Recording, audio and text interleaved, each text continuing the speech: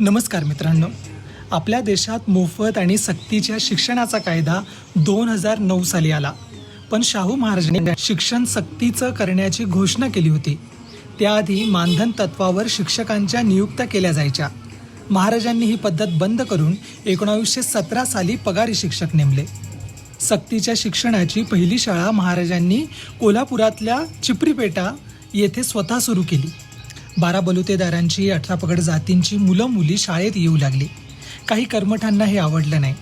कोल्हापुरातील राजाराम कॉलेजला तेव्हा जहागीरदारांकडून मदत मिळत होती. महाराजांचं हे पुरोगामी धोरण बघून जहागीरदारांनी मदत देणं बंद केलं. शेवटी कॉलेज बंद येण्याची वेळ आली होती. परंतु आर्य समाजाने राजाराम कॉलेज आणि हायस्कूल चालवायला घेतलं.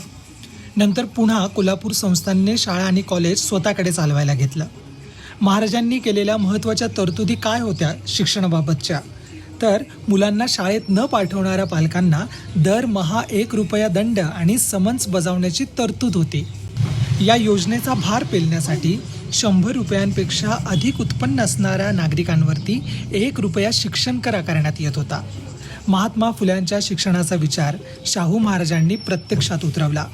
शिक्षणाने समाजातील अंधकार दूर होईल हे शाहू महाराजांना पक्क ठाऊक होतं. असे होते आपले शाहू महाराज. धन्यवाद.